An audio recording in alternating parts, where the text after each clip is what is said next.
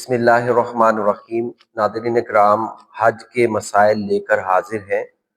ہم نے پچھلے لیکچر کے اندر آپ کو یہ بیان کیا تھا کہ کون سی شرائط ایسی ہیں جس کے پائے جانے کی وجہ سے انسان پر حج واجب ہو جاتا ہے۔ وہ کم و بیش 8 شرائط تھیں جو ہمارے دیکھنے والے ہیں، اگر وہ دیکھنا چاہیں کہ وہ کون سی شرائط تھیں تو ہماری پچھلی ویڈیو دیکھ لیں۔ اس کے اندر ہم نے تفصیلی طور پر یہ بیان کر دیا ہے کہ کس شخص پر حج فرض ہوگا۔ تو حج فرض ہونے کی مکمل شرائط ہم نے وہ بیان کر دی تھی۔ آج کی جو ہماری یہ ویڈیو ہے اس کے اندر ہم آپ کو یہ بیان کریں گے کہ بعض اوقات ایک شخص پر حج فرض تو ہو جاتا ہے لیکن اس پر حج کے لیے جانا ضروری نہیں ہوتا۔ البتہ بعض صورتیں ایسی ہوں گی کہ جس پر حج فرض ہونے کے بعد جانا بھی ضروری ہوگا۔ تو آج کی یہ ہماری ویڈیو بھی بڑی معلوماتی ویڈیو ہے۔ ہمارے دیکھنے والے اس ویڈیو کو لازمی دیکھیں، جو نئے دیکھنے والے ہیں وہ چینل کو سبسکرائب کریں اور ہماری اس ویڈیو کو شیئر بھی کیجیے۔ تو چلیں بات کرتے ہیں کہ اب وہ کون سی مزید شرائط ہے کہ جس کے پائے جانے کی وجہ سے اب ہم پر حج پر جانا لازم ہوگا۔ اگر ہم بات کر لیں کہ وہ شخص جس پر حج فرض تو ہو گیا ہے لیکن اس کے اندر یہ شرائط نہیں پائی جاتی، تو اب ایسے شخص پر حج پر جانا کوئی فرض نہیں رہے گا۔ اب ایسی صورت میں حکم کیا ہوگا؟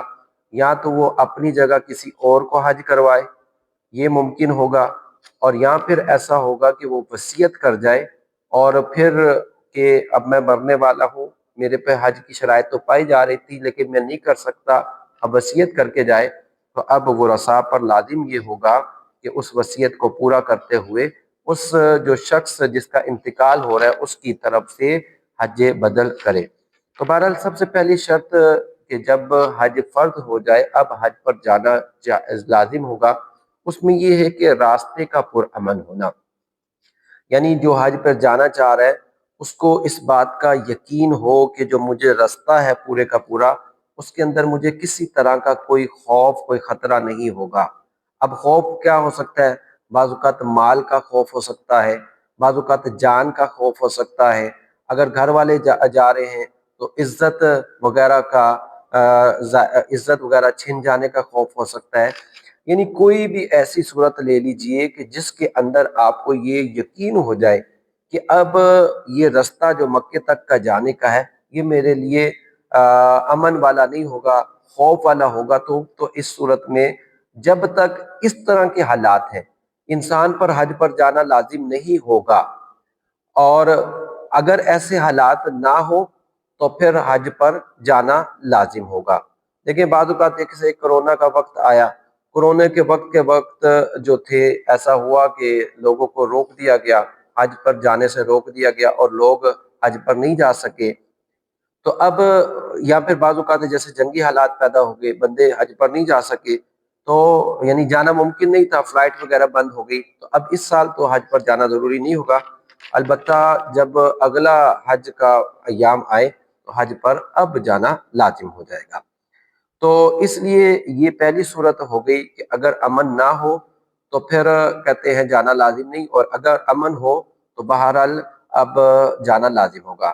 اچھا، اب اگر ایک شرط میں نے بتا دی کہ بد امنی تھی، کہ راستہ پرامن نہیں تھا، فلائٹ بند ہو گئی یا کچھ اور مسائل پیدا ہو گئے، تو اب اسی حالت میں بندے کا انتقال ہو گیا، شرائط پائی جا رہی تھی، تو حج بدل کی وصیت کر کے جانا ضروری ہے۔ اچھا، اگر بعض اوقات ایک فقہ نے یہ بھی مسئلہ لکھا ہے، اگر امن کے لیے کچھ رشوت دینی پڑتی ہو، مثلا جا رہے ہیں بیچ میں ڈاکو یا کچھ چور وغیرہ آ جائیں گے، ان کو اگر کچھ رشوت دینی پڑے کہ وہ ہمیں جانے دیں، ہم اپنا حج ادا کر لیں، تو اب چونکہ یہ مجبوری کی ایک حالت آ جائے گی کہ حج تو ادا کرنا ہی کرنا ہے، تو ایسی صورت کے اندر یاد رکھیے کہ اب جو ہے اس کو رشوت دے کر بھی حج پر جایا جا سکتا ہے۔ اسی طرح دیکھیں بعض اوقات رستے میں چنگی لینے کا سسٹم ہوتا تھا، یعنی ٹیکس وغیرہ، یہ ایک بعض علاقوں کے اندر سسٹم رائج تھا۔ تو یہ اگر چنگی سسٹم ہوتا ہے تو اس میں ایسا نہیں ہے کہ یہ امن کے خلاف ہوگا، یہ حالت امن ہی ہے، بس انہوں نے ٹیکس لینا ہے تو ٹیکس لے کر وہ آپ کو جانے دیں گے، تو ایسی صورت کے اندر بہرحال آپ جا سکتے ہیں۔ البتہ بعض اوقات ایسا بھی ہوتا ہے کہ کسی کو میڈیکل پوائنٹ آف ویو سے اس کو جو ہے ایک بیمار ڈکلیئر کر دیا جاتا ہے، اس وجہ سے اگر حج سے روک دیا گیا تو یہ بھی ایک عذر ہوگا۔ اب اس سال نہیں ہو سکا تو اپنا علاج کروا کر بہرحال اگلے سال جانا پڑے گا۔ دوسری شرط یہ کہ عورت کو مکے جانے میں 3 دن یا زیادہ کا رستہ اگر پڑتا ہے تو پھر اس کے لیے محرم کا یا شوہر کا ہونا شرط ہے، خواہ وہ عورت بوڑھی ہو، جوان ہو، اور اگر 3 دن سے کم کا سفر ہے تو پھر بہرحال محرم وغیرہ کی شرط نہیں ہے۔ تو محرم عورت کے لیے محرم کا ہونا شرط ہے، یعنی حج کے فرض ہونے کی شرائط تو پائی گئی، ساتھ ساتھ اس کا محرم بھی ہو تب اس پر حج پر جانا لازم ہوگا، اور اگر محرم نہیں ہے تو پھر جب تک محرم نہیں آتا وہ انتظار کرے، اور جب محرم آ جائے گا تو پھر اب محرم کے ساتھ جانا ہوگا۔ اب محرم کون سے ہوتے ہیں؟ یاد رکھیے کہ محرم وہ ہوتے ہیں کہ جس سے ہمیشہ کے لیے اس عورت کا نکاح حرام ہو، خواہ وہ نسب کے اعتبار سے محرم ہو، دودھ کے رشتے کے اعتبار سے محرم ہو، یا سسرال کے اعتبار سے محرم ہو۔ یعنی نسب کے اعتبار سے جیسے باپ ہو گیا، بیٹا ہو گیا، بھائی ہو گیا، دودھ کے اعتبار سے رضائی بھائی، رضائی باپ، رضائی بیٹا، اور سسرال کے اعتبار سے جیسے سسر ہو گیا اور شوہر کا بیٹا وغیرہ ہو گیا۔ تو اس کے اندر یہ محرم ہونا شرط ہے۔ اچھا، محرم کے لیے بھی ایک ایسا محرم ہونا چاہیے کہ جو بالغ ہو، عاقل بالغ ہو۔ نابالغ محرم کے ساتھ عورت کو جانے کی اجازت نہیں ہوگی۔ تو یہ جو ہے دوسری شرط ہو گئی۔ تیسری شرط یہ کہ جانے اگر جس حج کا زمانہ ہے شرائط پائی گئی لیکن عورت عدت میں تھی، تو اگر عدت میں تھی، چاہے وہ طلاق کی عدت تھی، طلاق رجعی لے لیجئے، طلاق بائن لے لیجئے، یا 3 طلاقیں لے لیجئے، اگر ان کی عدت میں تھی تو دوران عدت چونکہ گھر سے نہیں نکل سکتی، اس بنیاد پر اس عورت پر جانا لازم نہیں ہوگا، اور اگر عدت کا زمانہ ختم ہو چکا ہے تو بہرحال اب وہ جا سکتی ہے۔ چوتھی چیز یہ کہ قید میں نہ ہو۔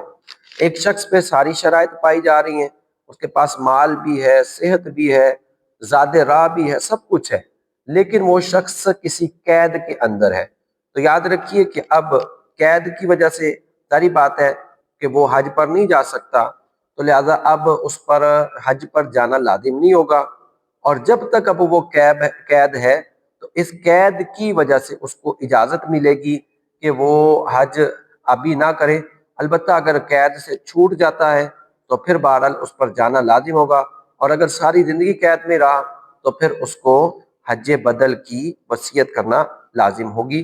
تو یہ 4 شرائط تھیں، یہ 4 شرائط پائی جائے تو حج پر جانا لازم ہوگا، اور اگر یہ 4 شرائط نہ پائی جائے تو جب تک یہ شرائط نہیں پائی جاتی حج پر جانا لازم نہیں ہوگا۔